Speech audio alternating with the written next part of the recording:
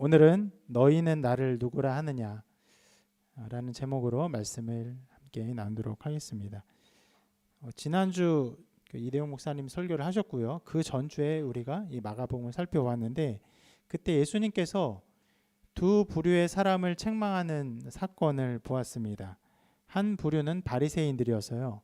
이 바리새인들이 예수님을 시험하려고 나왔어요. 그래서 하늘로부터 오는 표적을 보여달라 이렇게 하시니까 예수님께서 심판과도 같은 이런 말씀을 하십니다. 이 세대의 표적을 주지 아니하리라 이런 말씀을 하세요. 그리고 곧 예수님은 제자들도 책망을 하시죠. 배를 타고 이동하는 중에 제자들이 떡 한 개밖에 안 가져온 것으로 인해서 막 걱정을 합니다. 그러니까 예수님께서 이런 말씀을 하십니다. 아직도 알지 못하며 깨닫지 못하느냐, 너희 마음이 둔하냐, 이렇게 말씀하시면 제자들을 책망하십니다. 이렇게 두 부류를 책망하시는 사건이 나왔었고 굉장히 비슷한 모양이에요. 예수님에 대해서 잘 알지 못하고 예수님에 대해서 좀 온전한 믿음을 고백하지 못하는 게 똑같은데 한 가지 차이가 있었습니다. 그것은 바리새인들에게는 심판과도 같은 말씀, 이 세대의 표적을 주지 아니하리라 이렇게 말씀하셨는데 제자들에게는 그런 말씀을 하지 않아요. 책망만 하시고 그 이후에 이렇게 하죠. 책망하신 후에 맹인을 고치는 사건을 통해서 그들을 깨우쳐 주셨습니다. 네. 바로 우리가 지난번에 살펴본 것이 이것 전체예요. 제자들이 아둔하고 또 어리석지만 또 예수님이 그들을 책망하셨지만 책망에서 그치지 아니하시고 다시금 맹인을 고치는 사건을 통해서 예수님이 어떤 분인지를 보여주신 것이죠. 자, 이 밑에 있는 부분, 맹인을 고치는 사건의 부분이 우리가 오늘 읽은 본문의 앞부분입니다. 자, 지난번에 살펴볼 때는 예수님이 이러한 그 흐름 속에서 맹인을 고치셨다 이것만 살펴보았어요. 그리고 오늘 사건에 실은 더 깊은 내용들이 있는데 오늘 이 사건을 좀 자세히 살펴보도록 하겠습니다. 먼저 말씀은 오늘 사건이 일어난 배경을 알려줍니다. 이렇게 말하고 있어요. 벳세다의 이름에 이렇게 말하고 있어요. 벳세다를 우리가 좀 알아야 되는데 이것을 알아야 이 성경의 좀 내용이 좀 입체적으로 보입니다. 벳세다에서 예수님께서 중요하게 행했던 사건이 있어요. 바로 오병이어 사건입니다. 성경의 수많은 이적 중에서 아주 대표적인 사건이고 또 특별히 이 사건은요 수많은 사람들에게 남자만 5,000명이 되는 수많은 사람들에게 베푸신 큰 이적입니다. 그 당시에 그럼 사람들이 엄청나게 많은 사람들이 이 이적을 경험했겠죠. 그래서 이 사건의 놀라운 능력을 경험하고 이것에 대한 반응을 마가복음이 기록하고 있지 않은데 요한복음은 이렇게 기록하고 있습니다.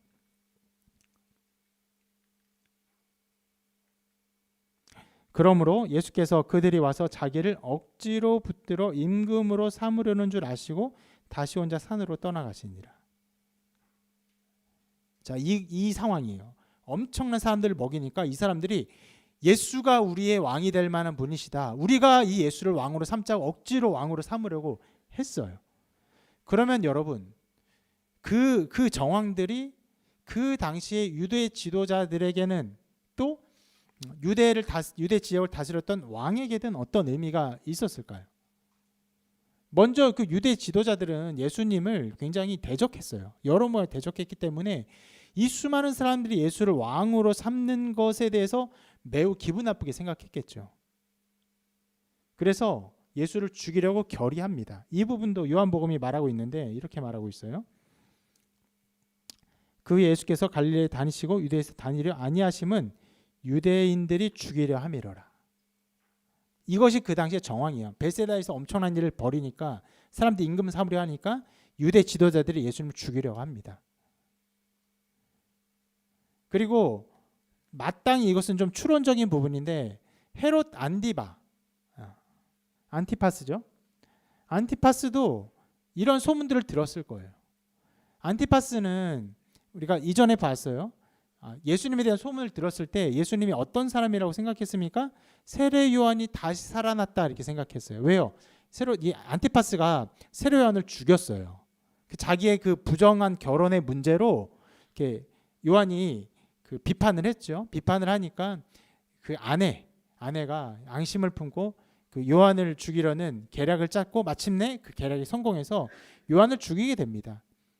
그런 마음의 부담을 가지고 예수님에 대한 소문을 들으니까 세례 요한이 살아났다 이런 생각을 가지고 있었어요. 그런 와중에 이 벳사다에 있는 수많은 소문을 당연히 들었을 것입니다. 그럼 안티파스도 당연히 예수에 대해서 굉장히 어떤 두려운 마음 혹은 없애고 싶은 마음 그리고 어떤 대적의 마음이 있었을 것입니다. 자, 이것이 이 그 벳세다 사건이 있었던 이후에 그 지방에 일어났던 정황들 분위기들이에요. 그리고 예수님이 어떻게 하셨냐? 예수님이 우리가 지난번에 몇 번 살펴본 것처럼 이방 지역을 떠돌아다니세요. 자기가 드러나지 않게 막 다니십니다. 그러다가 다시 벳세다로 돌아오신 것이에요. 물론 여기서 벳세다로 돌아오신 것은 예수님께서 내가 다시금 벳세다에서 엄청난 사역을 일으켜 보겠다 뭐 이런 것들이 아니에요. 오늘 말씀을 보면요 이렇게 말하고 있어요. 맹인을 고친 이후에 이렇게 말씀하십니다. 예수께서 그 사람을 집으로 보내시며 이르시되 마을에는 들어가지 말라. 그러니까 한적한 곳으로 데려가서 고치신 다음에 마을에는 가지 말라고 말씀을 하세요. 그러니까 자기의 행적을 좀 감추시려는 의도가 있던 것으로 생각할 수 있습니다. 그리고 제자들과 또 대화를 한 이후에도 이런 말씀을 하세요. 이에 자기의 일을 아무에게도 말하지 말라 경고하시고. 자, 그러면 이 상황들을 볼 때 예수님은 자기의 어떤 그리스도 되심, 자기의 사역 이것을 벳세다 지역에 드러내고 나타내려 한 의도가 아직은 없다라는 것을 알 수 있습니다. 그런 면에서 여러분 실은 오늘 말씀부터 나중에 그 바디메오를 고칠 때까지 이것을 마가복음의 일종의 2막이라고 보면 돼요. 3막부터가 예수님의 더 본격적인 사역이 나타나고 이 2막의 이 부분들은 조금 예수님께서 감추어진 사역, 1막은 예수님의 사역이 이제 일어나는 사역이고 그런 정황으로 그런 구분으로 이 말씀을 보면 이해가 좋습니다. 그러면 여러분 우리가 생각하기를 여기 생각할 수 있는 벳세다에 오신 것은 자기를 드러내려 하신 것이 아니라는 것이에요. 그런데 여러분 예수님이 벳세다에 가셨으면 사람들이 알아봤을까요? 다 알아봤겠죠. 그래서 곧장 가자마자 이런 상황에 직면하십니다. 벳세다의 이름에 사람들이 맹인 한 사람을 데리고 예수께 나와 손 대시기를 구하거늘. 이렇게 다짜고짜라고 하는 말이 좀 이렇게 어울린달까요? 거두절미하고 그냥 예수님 보자마자 사람들이 이 맹인 데렸다가 고쳐달라고 바로 요청을 합니다. 그리고 예수님은 또 곧바로 이렇게 하시는데 이렇게 기록하고 있어요. 예수께서 맹인의 손을 붙잡으시고 마을 밖으로 데리고 나가사. 자, 여기도 보면은 예수님이 그 마을이라고 할 만한 곳에 계시지 아니하시고 거기를 떠났다는 것을 알 수가 있습니다. 그리고 이 마을 밖으로 데려 나가서 예수님께서 이렇게 고쳐주십니다. 이렇게 기록하고 있어요. 눈에 침을 뱉으시며 그에게 안수하시고 무엇이 보이느냐 물으시니 쳐다보며 이르되 사람들이 보이나이다. 나무 같은 것들이 걸어가는 것을 보나이다. 하거늘 이에 그 눈에 다시 안수하시매 그가 주목하여 보더니 나아서 모든 것을 밝히 보는지라. 이 전에 있던 것과 실은 좀 비슷해요. 맹인의 눈을 고칠 때 침을 뱉고 어떤 손을 대고 하는 이런 행위들을 하셨습니다. 우리가 전에 이렇게 살펴본 것처럼 이것은 그 행위에 주술적인 의미가 있다라기보다는 그들의 마음에 예수님께서 치료를 하신다. 그들의 어느 부위를 치료하신다는 것을 알게 하시려는 의도라는 것을 우리가 알 수 있습니다. 오늘 이것을 보고 싶은 것은 아니고요. 이 말씀의 아주 특이한 부분을 생각해 보기를 바라요. 뭐냐면 예수님이 2번 고치셨어요. 한 번 고쳤는데 자, 한 번 고치시고 말씀하시죠. 안수하시고 말씀하세요. 무엇이 보이느냐 물으시니까 쳐다봐요. 뭔가 시력이 회복됐어요. 볼 수가 있었어요. 예, 사람들이 보이는데 뭐라고 표현해요? 나무 같은 것들이 걸어가는 것을 보나이다. 잘 낫지 않았어요. 시력이 흐릿해요. 사람처럼 인지는 할 수 있는데 도리어 나무처럼 보일 정도로 뭔가 흐릿해요. 그래서 그 눈에 다시 안수하세요. 그러니까 다시 주목하여 보니 나아서 모든 것을 밝히 보게 됩니다. 자, 이 사건이 이 면에서 아주 특이한 부분이 있는 것이에요. 고치시는데 한 번에 안 고치시고 두 번에 고치셨어요. 예전에 어떤 목사님이 이 말씀을 해석하면서 지금 큰 집회를 하는 와중에 이 말씀을 해석하면서 이렇게 해석을 했어요. 사람이 누군가를 기도로 고칠 때에는 이처럼 한 번에 낫지 않는 경우가 있다. 그래서 우리가 병 고침을 위해서 기도할 때는 무언가 그 중간에 다 낫지 않는 상황이 있다 할지라도 계속 믿음으로 붙들고 기도할 때 그 병의 나음이 조금씩 있다가 다 낫게 되는 일들이 있다. 예수님도 그렇게 하신 것이 그것들을 잘 보여준 것이다. 이렇게 해석하는 것을 보았습니다. 그분이 이제 병 고치는 이제 기도를 하셨던 분이신데, 실상 병 고치는 기도하는 와중에 보면 실은 다양한 상황들이 나타나거든요. 완전히 낫게 되는 일들도 있고, 뭔가 중간에 다 낫지 않는 상황, 조금 나은 것 같은 그런 상황들도 보이는데, 자, 이 말씀을 가지고 그렇게 자기의 그 사역들의 모습들을 어떤 적용한 것이고 해석한 것이죠.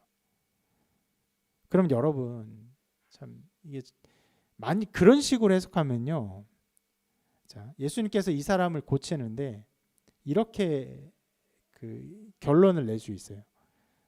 예수님께 능력이 부족해서 병 고침이 안 되는 거예요, 중간에. 말도 안 되는 해석이죠. 신성모독적인 해석입니다.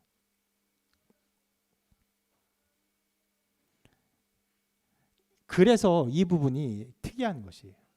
거의 모든 기적들이 단번에 완전하게 일어나는데 여기서 뭔가 단계들을 거쳤거든요. 예수님께 능력이 부족하다라고 말할 수는 없는 것이에요. 아니면 이렇게 조금 더 좀 부드럽게 해석해서 이렇게 볼 수도 있어요. 보기도 합니다. 아까 말한 것처럼 병 고침이라는 것이 한 번에 되지 않는다는 것을 보여주기 위해서 예수님이 사람 위해서 병 고침의 기도를 하면 사람이 낫는데 이 병 고침이라는 것이 한 번에 되지 않는다는 것을 보여주기 위해서 이 사건을 사용한 것이다. 이렇게 해석할 수도 있습니다. 그러나 이것도 말이 안 되죠. 만약 여러분 예수님께서 어떤 이적을 베푸시는데 그 이적을 베푸신 목적이 우리가 그 이적을 따라하거나 그 이적의 어떤 부분들을 우리도 할 수 있는 식으로 보여주기 위해서 이적을 베푸신 것이라고 한다면, 우리는 무리를 어느 정도 걸을 수 있어야 하겠죠. 오병이어 5천 명까지는 아니더라도 50명 정도는 이제 먹일 수 있어야 될지도 모릅니다. 아무도 그렇게 해석하지 않아요. 우리가 이 모든 이적을 해석할 때마다 우리가 그렇게 할 수 있습니다. 그것이 우리에게 나타날 수 있는 보지 않아요. 이 모든 이적의 목적은 단 한 가지예요. 무엇입니까? 이것이죠. 주님이 하나님의 능력을 가진 권세자이심을 드러내는 것이에요. 초자연적이고 초권능적인 하나님의 권세를 나타내는 것이 이 모든 이적의 목적입니다. 단 하나의 목적이에요. 그러면 여러분, 실은 모든 이적의 목적이 이것이기 때문에 오늘 이적이 더 이상한 거예요. 왜요? 한 번에 낫지 않고 두 번에 나오니까 뭔가 예수님께서 잘못됐네. 뭔가 한 번 더 해야 되겠네. 이 안수 기도의 무슨 능력에 이 병이 중하면은 한 번에 안 되고 두 번 되고 이러는 것처럼 열이 고열이 나면 타이레놀 한 알로 안 되고 두 알 먹어야 되는 것처럼 그렇게 보이기 때문에 이게 이상한 것이에요. 이렇게 말할 수 있죠. 두 번에 고쳐지는 것은요, 하나님의 능력이 부족하다는 인상을 충분히 줄 수 있어요. 이 말씀이. 그래서 이 해석이 어렵습니다. 왜 이럴까?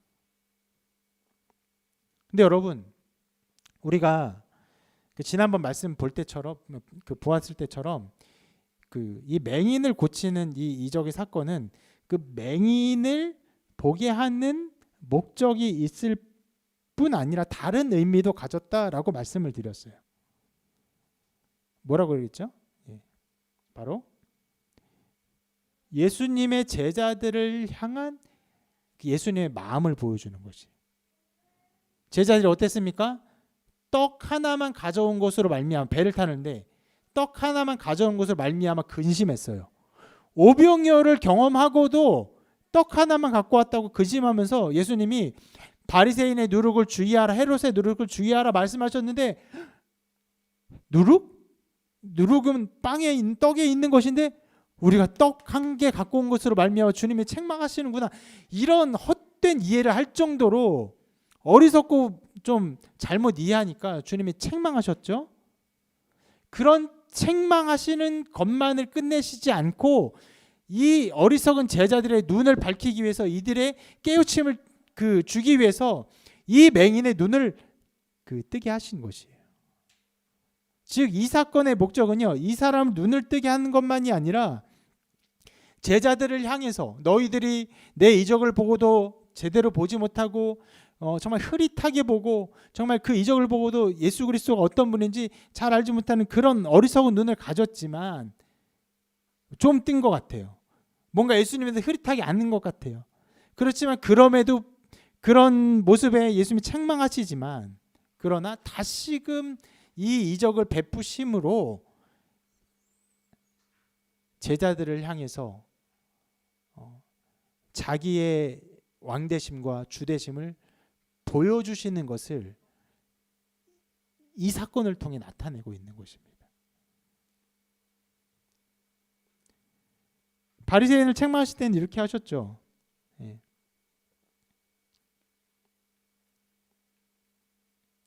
이 세대의 표적을 주지 아니하리라.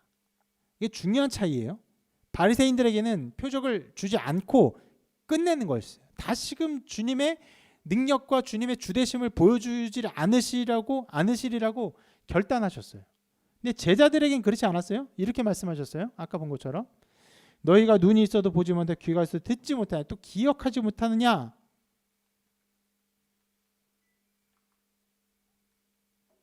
아직도 깨닫지 못하느냐.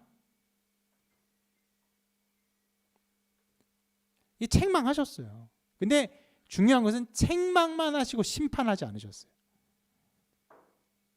이러한 흐름 속에서 이 제자들을 보게 하기 위해서 내가 어떤 사람인지, 내가 어떤 존재인지 너희가 알기를 원한다라는 마음으로 이 맹인의 사건을 하신 것이죠. 제자들을 깨우치기 위해서 보이지 않는 맹인을 고치신 것이에요. 자, 그렇기 때문에 이 의미 안에서 이 이적은요, 제자들을 고친다는 의미 안에서 나타난 사건인데, 이 의미 안에서 맹인을 2번 고치신 이유를 우리가 살펴볼 수 있는 것입니다. 어떤 의미일까요? 그것은 이렇게 말할 수 있어요. 제자들이 한 번에 고쳐지지 않는다는 것이. 고쳤는데 잘 못 봐요. 너희들도 내가 능력을 보여주는데 잘 못 봐. 예수를 몰라. 그럼에도 불구하고 내가 다시 고쳐서 이 눈을 뜨게 한 것처럼 내가 너희를 위해서 다시금 이적을 베풀고 다시금 능력을 베풀어서 너희들의 그 눈을 뜨게 하리라. 이것을 보여주시는 것이. 맹인이 처음에 이렇게 고백했죠. 사람들이 보이나이다. 나무 같은 것들이 걸어가는 것을 보나이다. 똑같아요. 예수님이 어떤 분인지 잘 몰랐어요. 수많은 이적을 보고도 어리석은 소리를 내요. 흐릿하게 보고 있어요. 어쩜 그럴 수 있을까 싶을 정도로 오병이어의 이적을 경험하고도 떡 한 덩이밖에 못 가져왔다고 덜덜 떨면서 예수님의 가르침을 전혀 깨닫지도 못하고 이상한 소리를 하는, 흡사 이런 것 같아요. 사람을 보는데 흐릿한 나무처럼 보는 것처럼 예수님의 능력을 보는데 그것을 하나도 알지 못하는 어리석은 이 모습을 이 제자들이 보이고 있는 것이.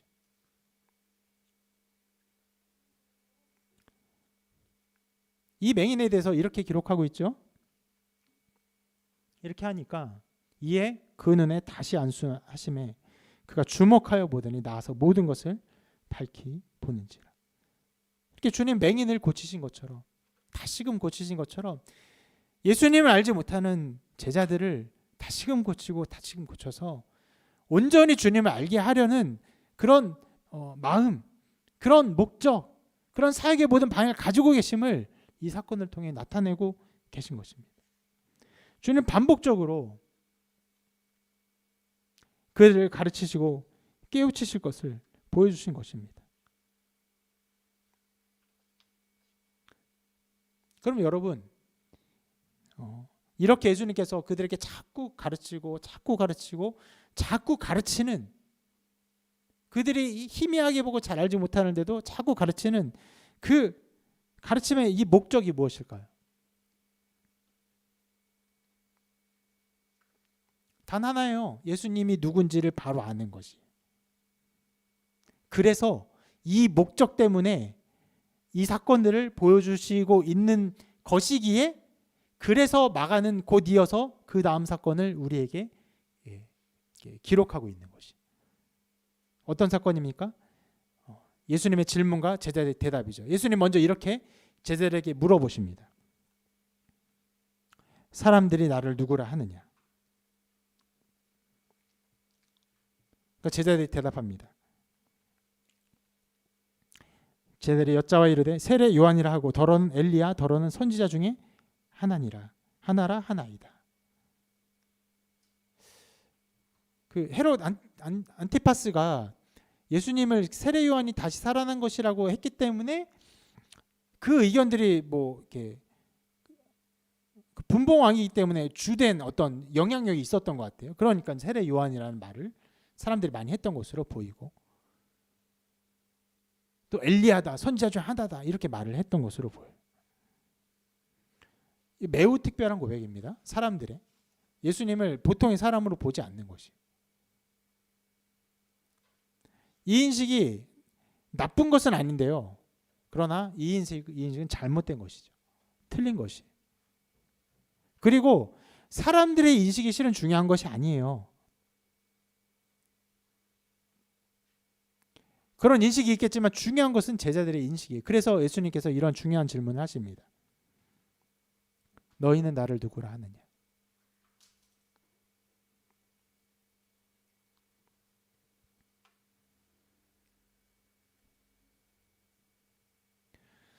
이 질문을 하니까 베드로가 주는 그리스도 신이이다 이렇게 대답을 합니다. 그러니까 우리가 다음 주에 좀 살펴볼 건데 처음으로 그리스도라는 이제 용어가 사용됩니다.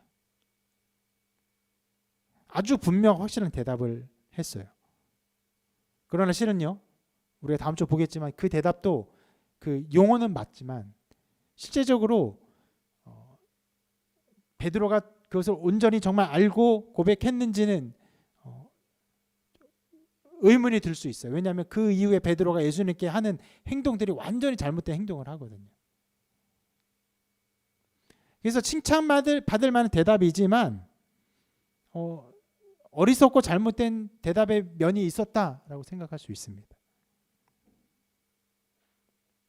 자, 우리가 여기서 이 말씀에 연화해서 보면서 우리가 중점적으로 보는 것은 이것입니다. 이 질문이에요. 너희는 나를 누구라 하느냐?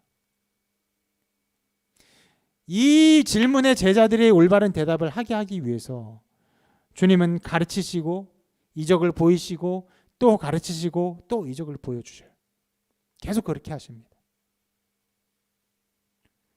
물론 여러분 이 맹인을 2번 고친 것만으로 맹인은 완전히 복이 되었지만 제자들은 그 2번 가르치는 것만으로 되지는 않았어요. 이게 1대1로 매칭된다고 하면 그것도 이상하죠. 제자들이 가르침을 한 20번 받았을까요? 십자가 사건까지 3번, 4번 받았고 그 뒤에 예수님 알았다고 한다면 이 맹인은 24번 고쳤어야 될까요? 그런 식으로 매칭은 말이 안 되는 거죠. 다만 이 여러 번의 가르침 이후에 제자들이 깨달을 것을 상징적으로 보여주기 위해서 이 사람을 고치고 또 고치신 사건이라 할 수 있습니다. 제자들은요, 나아지는 것 같지만 무지했습니다. 어리석었어요. 알지 못했어요. 주님은 가르쳐 주셨어요. 계속 가르쳐 주셨습니다. 계속 가르쳐 주셨어요. 계속 가르쳐 주셨습니다. 언제까지 가르쳐 주셨습니까? 제자들에게 팔리고 제자들에게 배신당하고 십자가 자기를 죽이시기까지, 죽음으로 내놓기까지 하셨어요. 제자들의 무지와 어리석음에 있지만 그것을 변화시키기 위해서 주님은 이 길을 가셨습니다.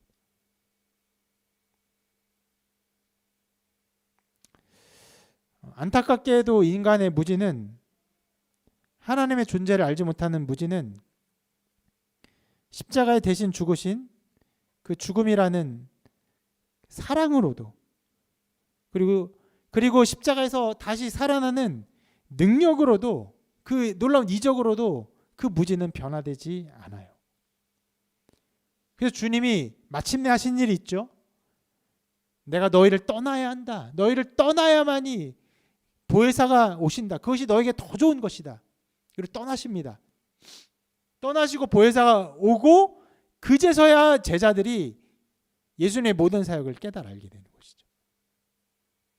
그리고 자기의 사명을 감당하기 시작합니다. 여러분, 제자들에게 나타난 주님의 이 사역은요, 우리의 삶에도 계속됩니다.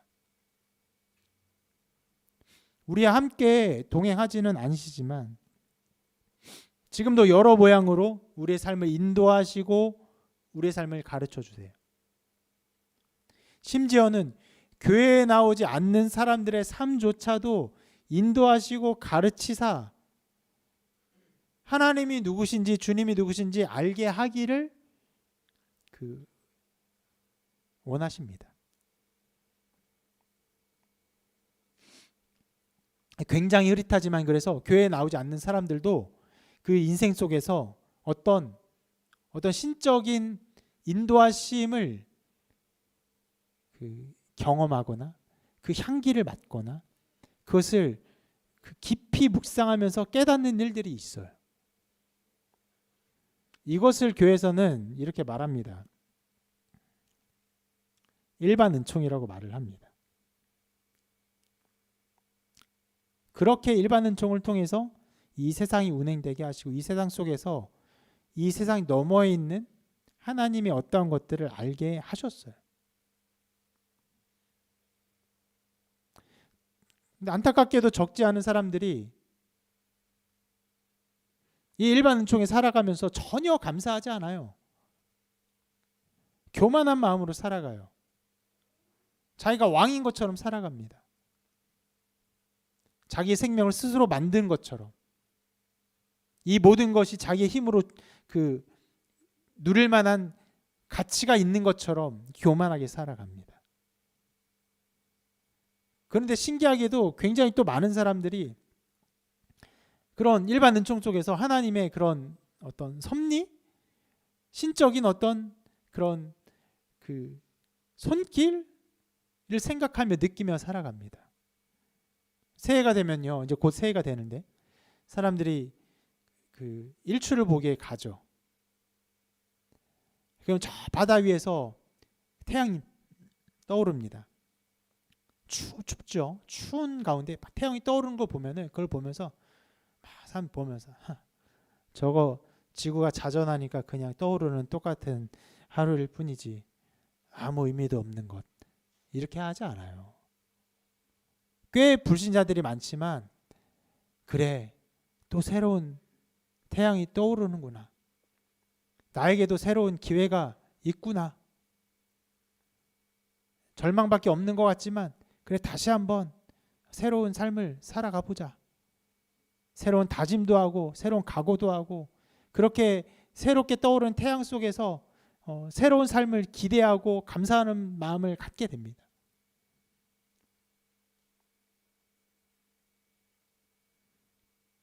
또 자연의 모든 것들을 보면서, 자연의 운행을 보면서 봄과 여름과 가을과 겨울, 또 다시 봄이 되는 이런 만물의 흐름을 보면서 많은 사람들이 어떤 신적인 은총을 생각하며 그것을 누리며 살아가요. 그 안에서 인생의 희노애락을 느끼며 살아가는 것 자체를 감사하는 사람들이 많이 있습니다. 이것이 일반 은총의 은혜고 또 귀한 어떤 열매라고 할 수 있는데, 그런데 문제가 있어요.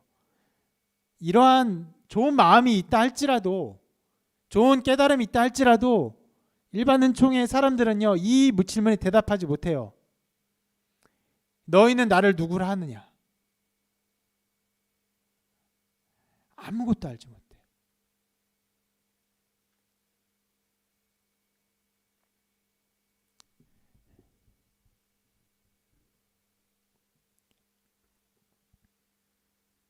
아무것도 알지 못합니다. 그래서 하나님은 우리들에게 일반 은총만 주지 않으셨죠. 특별 은총을 주셨습니다. 말씀을 주시고 또 교회를 주셨어요. 교회 안에서 사람들은 하나님의 말씀을 배우며 많은 것을 깨닫고 자라납니다. 그런데 정말 안타깝게도 교회에 나온다고 해서 교회에 나오는 사람들이 이 질문에 올바른 대답을 할 수 있는 것은 또 아닙니다. 교회 다니면서 구약을 배우죠. 신약을 배웁니다. 기도도 배워요. 찬양을 합니다. 헌금도 해요. 그리고 인생의 여러 굴곡을 경험하면서 그 굴곡 속에서 하나님의 어떤 도우심과 인도하심을 경험하기도 합니다. 그렇게 주님 우리를 가르쳐 주세요. 근데 그렇게 배우는데요. 그렇게 배우는데 온전한 대답을 하지 못하는 일들이 많이 일어나요. 아까 맹인처럼 고침 받아요. 봐요. 보지만 흐릿하게 보는 것처럼 예수님에 대해서 대답을 하지 못하는 일들이 많이 있어요. 그래서 여러분, 그리고 방송을 보는 모든 여러분들 정말로 정직하게 이 질문 앞에 서시기를 바랍니다. 너희는 나를 누구라 하느냐?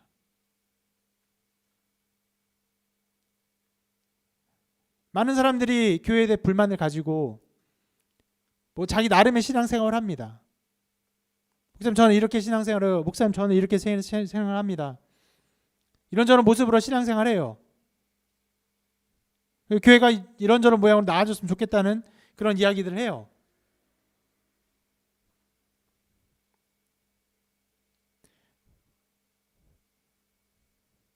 중요한 것은요, 그런 많은 불만과 교회에 대한 그 비난과 비판에 감추어져 있는 자기의 영혼을 보는 것이에요. 이 질문에 대답하는 것입니다. 너희는 나를 누구라 하느냐?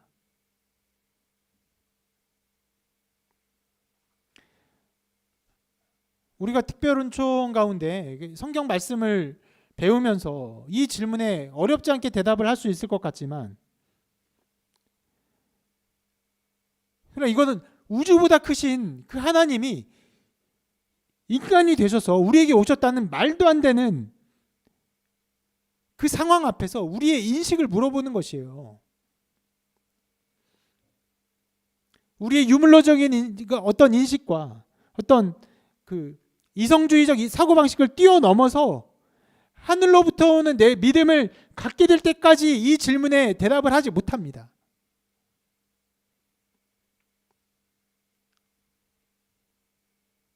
그럼 언제 이 질문에 우리가 올바른 대답을 할 수 있을까요? 제자들과 똑같습니다. 예수님의 죽으심 앞에 서게 될 때,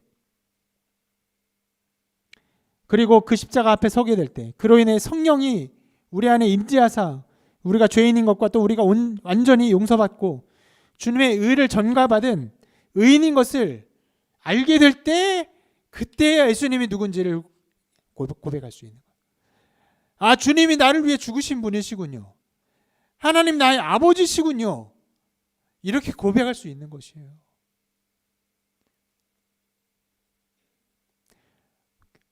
실은 질문과 대답이 굉장히 간단합니다. 주님 나의 구주십니다. 하나님 나의 아버지십니다. 그런데 정말 이 단순한 대답이지만 이것을 물어볼 때 사람들이 머뭇거려요. 말하지 못합니다. 많은 사람들이 헤맵니다.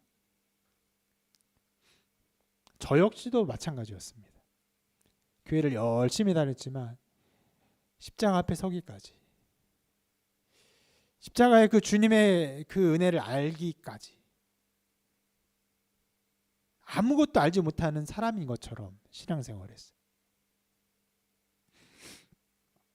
그러나 십자가에서 우리 주님이 나를 위해 죽으셨다는 것을 비로소 믿게 되었을 때, 아, 정말로 하나님이 나의 아버지 되시고 주님이 나의 구주 되심을 알게 되었을 때 밝히 보았습니다.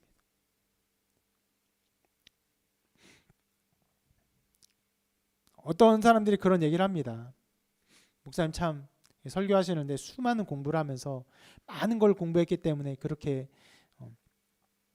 그 설교를 하실 수 있으시군요. 근데 저는 개인적으로 느끼기를, 주님을 알고 하나님을 알게 된 그때 이후로 어떤 무언가 특별한 새로운 것을 더 많이 알았던 것 같지 않아요. 어찌 보면 처음 예수님을 알게 된 그 믿음, 그 인지, 그 인식, 그 신앙 안에서 말씀을 가르치는 것 같은 느낌을 항상 받습니다.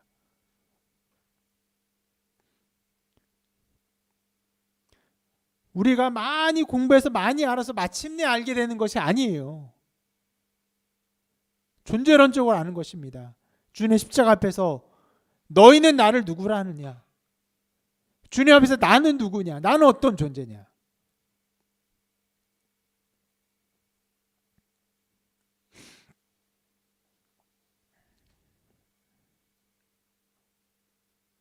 그 십자가 앞에 설 때까지, 그리고 주님을 바라볼 때까지 하나님은 우리를 계속 깨우쳐 주시고 우리를 가르쳐 주십니다. 그리고 우리의 삶을 사용하세요. 우리가 이 설교를 이렇게 들을 때 좀 어떻게 보면 잘못 오해할 수 있는 부분도 있는데, 뭐냐면 십자가를 이해하는 것이 중요하구나 이렇게 생각하면서 우리의 삶을 되게 등한시하고 우리의 삶의 어떤 여정을 이제 아무것도 아닌 것으로 생각할 수가 있는데, 그렇지는 않습니다. 여러분, 정말 십자가만 알아야 하고 그 앞에 것들이 아무 의미가 없었다면요, 예수님이 제자들을 가르친 모든 가르침이 아무 의미가 없었을 거예요. 그렇지 않아요. 주님께서 함께 하시면서 제자를 가르쳤던 그 모든 가르침이 다 의미가 있었습니다. 저도 마찬가지예요. 어렸을 때부터 배우고 또 열심히 신앙생활하고 했던 것들이 다 의미가 있었어요.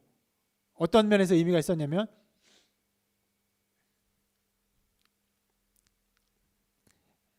그렇게 외적으로 알고 열심으로 신앙생활하는 것으로는 절대로 하나님 외에 다다를 수 없고 내 죄를 어떤 면에서 해결할 수 없다는 면에서 그 모든 것이 크게 사용됐습니다. 나는 정말로 구제불능이구나. 나는 완전히 불가능한 자이구나. 나는 내 힘으로 아무것도 할 수 없구나. 내가 아무리 열심히 한다고 해서 구원받을 수 있는 것이 아니구나. 그래서 주님이 나를 위해서 죽으셨구나.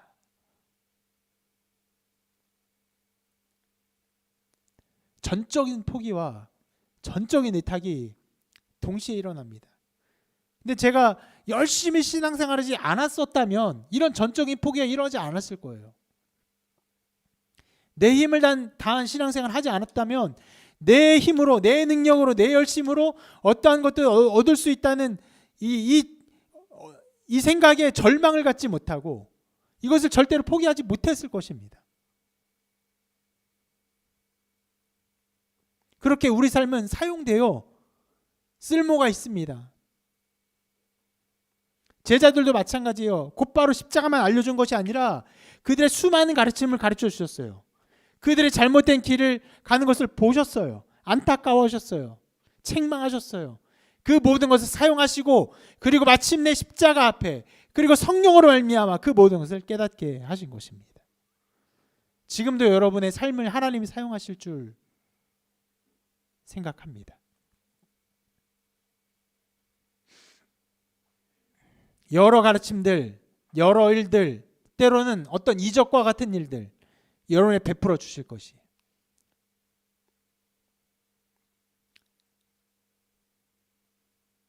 그것을 통해서 궁극적으로는 우리 주님의 십자가가 무엇인지, 우리 주님이 누구신지 알게 하기를 원하십니다. 그리고 그 모든 삶을 사용하사 여러분들이 마침내 모두가 이 질문에 올바른 대답을 하게 하실 것입니다. 너희는 나를 누구라 하느냐?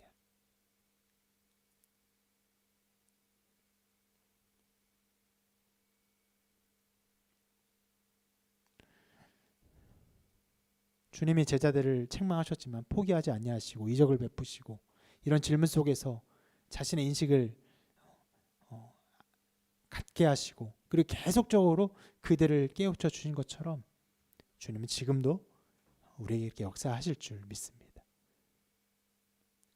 그리고 이 질문 앞에서 우리가 살게 하실 줄 믿습니다. 우리의 모든 삶은 이 질문 앞에서 이루어질 줄 믿습니다. 마침내 여러분 모두가 참으로 주님에 대한 올바른 고백과 또 사랑을 고백하는 은혜가 있기를 바라고, 그런 믿음 속에서 하나님의 섭리와 하나님의 인도하심을 세심하게 살펴보시고 그것에 귀를 기울이시고 또 그것 가운데 하나님의 손길을 또 느끼고 깨닫고 누리시는 여러분의 삶이 되시기를 주님의 이름으로 축원합니다.